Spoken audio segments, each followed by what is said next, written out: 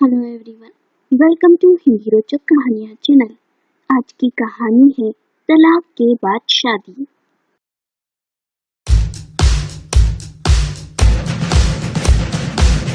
रागिनी और शुभम दोनों की शादी को 2 साल ही हुए थे, पर दोनों एक दूसरे से तलाक लेना चाहते थे। शुभम के माता पिता गांव में रहते थे और भैया भाभी इसी शहर में अलग घर लेकर रहते थे। उसके पिता की तबीयत ठीक ना होने के कारण वे गांव से नहीं आए थे। आज दोनों को इस रिश्ते से आजादी मिल गई थी। लगभग 1 साल की प्रक्रिया के बाद दोनों को चैन मिला और आज फैसला हो गया। शुभम अपने भैया भाभी के साथ और रागिनी अपनी माँ बहन के साथ कोर्ट से बाहर निकली। रागिनी की माँ ने उसे एक लंबी सी लिस्ट देते हुए कहा, ये सारा सामान हमने तुझे शादी में दिया था, चल इसे उसके घर से ले आते हैं। आखिर क्यों दे उसे ये सब सामान? इन सब सामानों की कीमत करीब 25 लाख से कम नहीं होगी। साथ में कोर्ट ने ये आदेश भी शुभम को दिया था कि वो 15 लाख रुपए अपनी पत्नी को देगा। माँ और बहन के साथ कार में बैठ रागिनी शुभम के घर की तरफ चल दी। आज पूरे 1 साल बाद वो अपने पति के घर जा रही थी। सारे रास्ते यही सोचती रही कि अब वो कभी भी इस रास्ते पर नहीं आएगी। उसे मन ही मन बहुत दुख भी था। 2 साल का नाता यूं टूट गया। शुभम कुछ देर पहले ही घर आया था। उसके भैया भाभी अलग रहते थे, इसलिए वे अपने घर जा चुके थे।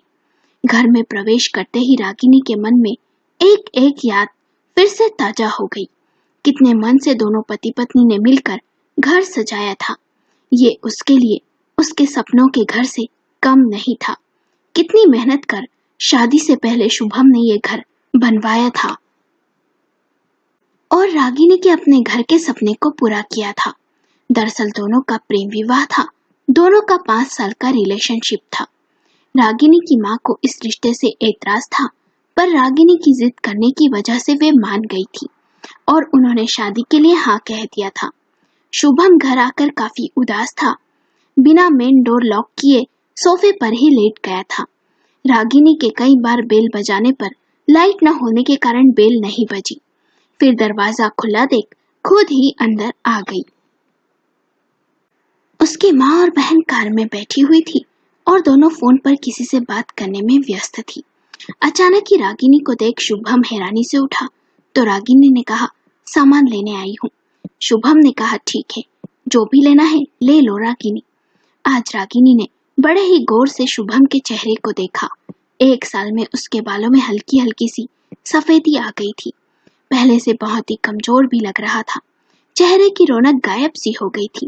रागिनी कमरे की तरफ बढ़ गई और शुभम सोफे पर ही बैठा रहा। रागिनी कमरे में बैठी अतीत में खो गई। एक दिन शुभम शराब के नशे में घर आया तो रागिनी ने उसे बहुत चिल्लाया। इस पर शुभम और रागिनी में बहस हुई और उसने रागिनी पर हाथ उठा दिया। जब ये बात अगले दिन रागिनी की बहन को पता चली तो उसने रागिनी से कहा, आदमी ऐसे ही बहकता है, यदि अभी से लगाम न कसी तो ये रोज का हो जाएगा। ऐसा कर, कुछ दिन तू मायके आ जा, फिर देखना कैसे तेरे पीछे दुम हिलाता है। अगले दिन शुभम ने रागिनी से बहुत माफी भी मांगी, पर रागिनी अपनी बहन के कहे अनुसार मायके चली गई। वहां माँ ने और आग में घी डालने का काम किया और नौबत तलाक लेने तक आ गई। बहन के बहकावे में मायके गई रागिनी मायके से नहीं लौटी और ना ही उसे शुभम ने कोई कॉल किया और ना ही लेने गया। जब रागिनी सोचती उसे वापस चले जाना चाहिए तो मन कहता, मैं क्यों जाऊं, गलती उसकी है, उसे लेने आना चाहिए। शुभम सोचता, मुझे रागिनी को कॉल करना चाहिए या लेने उसके मायके जाना चाहिए, तो उसका मन कहता, मैं क्यों झूकूं, अपनी मर्जी से गई है, मैंने तो माफी मांगी थी, खुद लौट कर आना चाहिए। इस तरह दोनों का ईगो दोनों को फिर से एक नहीं होने दे रहा था और रागिनी की माँ और बहन दोनों उसे भड़काए जा रही थी सो अलग। अचानक ही बहन बेडरूम में आई और बोली, क्या हुआ, सामान नहीं लिया? रागिनी ने कहा, दीदी कुछ मिल नहीं रहा। उसकी बहन ने कहा, बेच दिया होगा इस शराबी ने तेरा सामान। ये शराबी शब्द रागिनी को अच्छा नहीं लगा तो बोली, प्लीज दीदी ऐसा मत कहो। रागिनी ने स्टोर रूम में देखा तो कुछ सामान वहां रखा था। कुछ बेडरूम में से लिया और अपनी माँ की दी हुई लिस्ट में से दोनों बहनें सामान भी लाने लगी। जल्दी से दोनों बहनों ने सामान भरा। फिर रागिनी ने गहनों का बैग सोफे पर रख दिया। बैग देख शुभम ने कहा, ये क्या है? रागिनी ने कहा, मेरे गहने हैं, रख लो, तुम्हारे काम आएंगे। शुभम ने कहा, कोर्ट में तुम्हारी माँ और वकील ने मेरे ऊपर कितने आरोप लगाए, मुझे एक बुरा पति, शराबी पति साबित किया, मुझे ये गहने नहीं चाहिए। रागिनी ने कहा, कोर्ट की बात अलग है, मैं कह रही हूँ रख लो। शुभम ने कहा, मैंने कहा ना मुझे नहीं चाहिए, ले जाओ तुम इन्हें। रागिनी ने कहा, मुझे भी वो 15 लाख रुपए नहीं चाहिए तुम्हारे। शुभम ने कहा, क्यों क्यों नहीं चाहिए? रागिनी ने कहा, ये गहने और 15 लाख तुम दोनों ही रख लो, मुझे कुछ नहीं चाहिए। रागिनी की बहन ने मुंह बनाते हुए कहा, ये क्या कर रही है तू, सामान ले और चलना। शुभम ने कहा, ये गहने ले जाओ और 15 लाख तुम ले लेना, अकेले जीवन काटना आसान नहीं है, समझी ना? कहते हुए शुभम बेडरूम में चला गया। अपने आंसू रागिनी से छिपाना चाहता था। दीदी तुम रोको यहाँ, मैं आती हूँ जरा, कहकर रागिनी भी कमरे में चली गई। रागिनी ने देखा शुभम रो रहा था। इससे पहले कभी भी उसने उसे ऐसे रोते नहीं देखा था। उसके मन में कुछ चुभा। रागिनी ने कहा, इतनी ही मेरी चिंता थी तो आए क्यों नहीं लेने, और तलाक क्यों दिया? शुभम ने कहा, तलाक मैंने नहीं तुमने लिया है, और मैंने भी तुमसे माफी मांगी थी और जाने से कितना रोका, पर तुम नहीं रुकी और मायके के ही होकर रह गई, खुद ही आ जाती। दोनों में बहस होने लगी। इतने में रागिनी की माँ बेडरूम में आई और बोली, चल यहाँ से, और उसका हाथ पकड़ उसे खींचती हुई सी ले गई।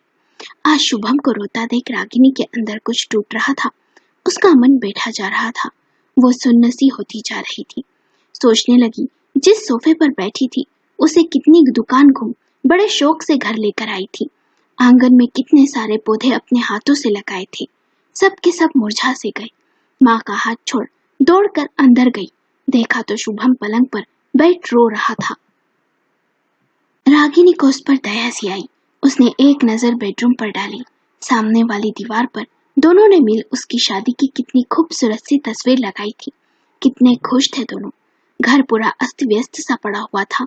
कितने अच्छे खुशी भरे दिन थे वे। फिर रागिनी की माँ आई और उसका हाथ पकड़ बाहर ले गई और उसे कार में बैठा दिया। गाड़ी की आवाज सुन शुभम दौड़ता हुआ बाहर आया। खिड़की में से जैसे ही रागिनी ने शुभम को देखा तो वो कार से उतर गई। शुभम ने हाथ जोड़ कहा, प्लीज रागिनी मत जाओ, रुक जाओ, मैं तुम्हारे बिना नहीं जी सकता हूँ, मुझे माफ कर दो प्लीज। रागिनी रो पड़ी। ये शब्द सुनने के लिए वो कब से तड़प रही थी। उसने पर्स में से कोर्ट का कागज निकाला और फाड़ कर फेंक दिया। शुभम की बाहों में समा गई। दोनों रोने लगे। रागिनी की माँ और बहन मुंह बनाकर खड़ी थी। माँ ने रागिनी को खींचते हुए कहा, पागल हो गई है क्या? ये मर्द ऐसे ही होते हैं, समझी ना? आज तुझे सर पर बैठाएगा और कल फिर तुझ पर हाथ उठाएगा, और ये मत भूल कि तेरा तलाक हो गया है अब। रागिनी ने कहा, माँ मैं अपने शुभम को जानती हूँ, वे ऐसा कुछ नहीं करेंगे, और नहीं मानती हूँ मैं उस तलाक को। माँ सुन लो, मेरे मन में जहर भरने वाला और कोई नहीं, आप और दीदी ही थी। मैं जान गई हूँ, इसलिए आगे से कभी भी मेरी गृहस्थी बर्बाद करने की कोशिश मत करना, नहीं तो सारे रिश्ते भूल जाऊंगी मैं। अब ये घर और मेरे पति को छोड़ कहीं नहीं जाऊंगी मैं। दोनों ये सब सुन सन्नसी खड़ी रही। रागिनी की माँ और बहन दोनों जान गई थी कि सच्चे प्यार को कोई जुदा नहीं कर सकता, कोर्ट का कागज भी नहीं। दोनों चुपचाप कार में बैठ चली गई। अगले दिन शुभम और रागिनी वकील से बात करने गए और वकील ने कहा, तलाक के बाद फिर से शादी कर सकते हैं और आप दोनों फिर से पति पत्नी बन सकते हैं। कुछ दिनों के बाद दोनों ने फिर से शादी कर ली। अपने घर को रागिनी सजाने लगी फिर से। दोनों में प्यार ही प्यार था और उनका रिश्ता पहले से और ज्यादा मजबूत हो गया था।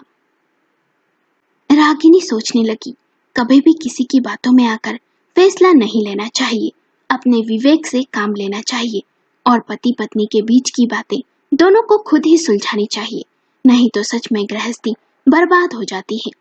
अच्छा जो हुआ समय पर आंखें खुल गई और मैं लौट आई, नहीं तो बाद में पछतावे के सिवा कुछ हासिल नहीं होता।